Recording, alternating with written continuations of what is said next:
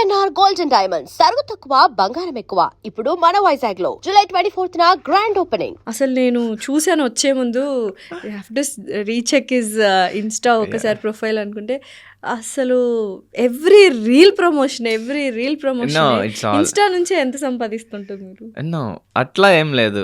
Promotion మనం ఎంత charge చేస్తాం దాన్ని బట్టి obviously, but you have very good followers, 600K above followers, 606K అనుకుంటా ఫాలోవర్స్ ఉన్నారు. సో దానికి తగ్గట్టుగానే మనం మంత్లీ ఎన్ని చేస్తున్నాం? మా అయితే 3 or 4 or 5. సో దానికి వచ్చే ఇన్కమ్ మనకి ఆబ్వియస్లీ ఇప్పుడు ప్రజెంట్ ఖర్చులు ఎక్కువ ఉంటాయి, లోన్స్ ఉంటాయి, వాటికి సరిపోతుంది. ఏం లోన్ ఉంది ఇప్పుడు మీకు? కార్ లోన్ ఉంది. కార్ లోన్ అంతేనా? హౌస్ ఎప్పుడు కొంటారు మరి? కార్ లోన్ అయిపోయిన తర్వాత 1 by 1 I never know, because మంచి మూవీ ఆపర్చునిటీ వచ్చి ఏమైనా వాళ్ళు ఏమైనా అడ్వాన్స్ ఏమైనా ఇస్తే again I have to go for loan only. Definitely but amount pool చేయలేం కాబట్టి గాడ్స్ గ్రేస్ మేబీ 1-2 yearsలో డెఫినెట్లీ. సో ఇన్స్టాలో ఎంత వస్తుందో చెప్పలేదు, ఈ ఒక figure 4 number 5 number 6 number mobile number, no comments. అంతే అంటారా? ఏంటి ఐటీ వాళ్ళు వస్తారని భయమా ఏంటి? నో అలా ఏం లేదు. అంటే డిపెండ్స్, ఒక మంత్ ఒకలా వస్తుంది, ఒక మంత్ ఒకలా వస్తుంది. బట్ లెట్స్ సే సరే అబౌట్ 2 వస్తుంది ప్రెసెంట్ అయితే. Oh nice, very good amount actually. అది కాకుండా మూవీస్ అండ్ ఎవ్రీథింగ్ ఇన్స్టా నుంచి అనట్లా per month overall income about 2 వస్తుంది. సరిపోతుందా మరి మీ అంటే లైఫ్ స్టైల్కి? ప్రెసెంట్ వచ్చినట్టు అయిపోతుంది. అంతేనా? That I want my family to be happy. Before ఏంటంటే చేద్దాం అన్నట్టు ఉండేవని, బట్ రైట్ నౌ చేసేయడమే. ఏది వచ్చినా యుల్ డూ ఇట్. అంటే కొంచెం వాళ్ళు హ్యాపీ ఫీల్ అవ్వాలంటే ఏమేమి తీసుకోవాలి, ఏం తీసుకుంటే బెస్ట్, దాన్ని మనం ఎట్లా బ్యాలెన్స్ చేసుకోవాలి. అంటే మరీ ఓవర్గా కాకుండా ఇప్పుడు ఈఎంఐ ఆప్షన్స్ ఉన్నాయి కాబట్టి it is going good. Car recently మా మదర్ బర్త్డే సెలబ్రేట్ చేశాను, అండ్ ఇప్పుడు మా బ్రదర్ బర్త్డే కూడా ఉంది, దానికి కూడా ఐ ప్లాన్డ్ ఏ సర్ప్రైజ్. చెప్పేస్తున్నారు అంటే సర్ప్రైజ్ చెప్పట్లేదు అంటే రేపే I'm going to reveal. So ఇది రిలీజ్ అవ్వడానికి టైం పడుతుంది కాబట్టి super. So these things I'm doing. So ఇప్పుడు పవన్ గారి కంటే పవన్ గారి వాళ్ళ అమ్మగారు బాగా ఫేమస్ అవుతున్నారు. ఏంటి? డెఫినెట్లీ అంటే ఒక ఇన్నోసెంట్ మదర్. ఎందుకంటే ఇప్పుడు వస్తున్న రీల్స్లో అందరికీ తెలుసు our generation is the last generation who has a innocent mothers అని. అమ్మగారి గురించి ఏం చెప్తారు ఏంటి? Because you are like Ram Lakshman. She is like a kid actually. అంటే ఏమీ తెలీదు, చాలా మంచిగా ఉంటారు, ఏమన్నా సరే వెరీ కామ్. అంటే ఇంకెలా అంటే చిన్నపిల్లలకి ఇది ఇస్తే తిను, ఇది బాగుంటుంది అంటే నమ్మేస్తారు. సో అట్లా అంటే ప్యూరెస్ట్ మాట. వేరే వాళ్ళు ఎవరి గురించి ఏం పట్టించుకోరు. ఏదైనా కావాలంటే అడుగుతారు, తీసుకుంటా అంటే ఓకే, తీసుకోకపోయినా ఏమనరు. సో ఎట్లా అంటే ఇంకా చిన్నపిల్లలతో ఉంటే మనకి ఎంత హ్యాపీగా ఉంటుంది అట్లా అన్నమాట. ఓకే, అయితే అమ్మగారు ఎప్పుడైనా అడిగారా ఇది కావాలి లేకపోతే ఇలా అవ్వాలి నువ్వు అన్నది? ఏమన్నా ఆవిడ సైడ్ నుంచి మిమ్మల్ని అడగడం కానీ ఏమైనా జరిగిందా? యాక్చువల్లీ మమ్మీ అయితే మ్యాథ్స్ ఎప్పుడు ఏం అడగల, ఎందుకురా జాబ్ చేసుకోవచ్చు అనేది తప్పితే ఇది ఇండస్ట్రీలో జాబ్ చేసుకోవచ్చు కదా, పాటికి బాగుండేది లైఫ్ అని బిఫోర్ కొంచెం అప్పుడప్పుడు చెప్తా ఏదో. సో మాది ఫ్రెండ్లీగానే ఉంటుంది. సో మేము బాగానే ఫ్రెండ్స్గా చూపిస్తుంటారు రీల్స్, ఇన్ని వ్యూస్ వచ్చాయి, ఇంతమంది కామెంట్స్ చేస్తున్నారు ఇలాగని చూపించరా? మమ్మీకి రీసెంట్లీ మమ్మీ స్టార్ట్ అయిన తర్వాత చెప్పాను, ఇన్ని కామెంట్స్ ఇన్ని అని అనలే కానీ మమ్మీ చాలా మంది నీకు ఫ్యాన్స్ అయ్యారు, చాలా మంది నిన్ను అడుగుతున్నారు అని చెప్పి. అసలు యాక్ట్ కాదు కదా, న్యాచురల్ గా మీరు మాట్లాడుతూ ఉంటారు, ఆవిడ చెప్తుంటారు, దట్ యూ క్యాప్చర్. ఆవిడకి అసలు ఏం తెలియదు కూడా. ఓకే, ఊరికే సరదాగా అలా మాట్లాడుకుంటూ ఉంటారు. ఏం పేరు అమ్మగారి పేరు? పద్మ. అన్నయ్య పేరు? వినయ్.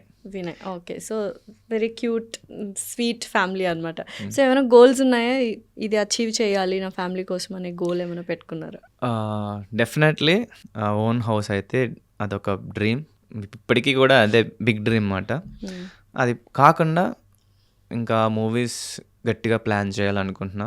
బిఫోర్ ఏంటంటే స్లోగా స్టడీగా వెళ్దాం, లేట్ అయినా పర్లా అనుకున్నా, బట్ ఇప్పుడు ఇంకా లేట్ చేయకూడదని ఫిక్స్ అయ్యా.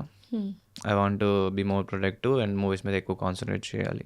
ఓకే, అంటే యూజువల్గా బిగ్ బాస్ అనగానే ఎవరైనా వెళ్తే చాలా వరకు అంటే ఒక 11 మంది 12 మంది ఫర్ ఎగ్జాంపుల్ 15 మంది వెళ్ళారనుకోండి, అందులో ఎవరికో ఇద్దరికో ముగ్గురికో నలుగురికో మ్యాక్సిమం మంచి పేరు వస్తుంది. మిగతా వాళ్ళందరికీ ఎటో గట్ట, లేకపోతే కొంతమంది బ్లాంక్ ఉంటారు.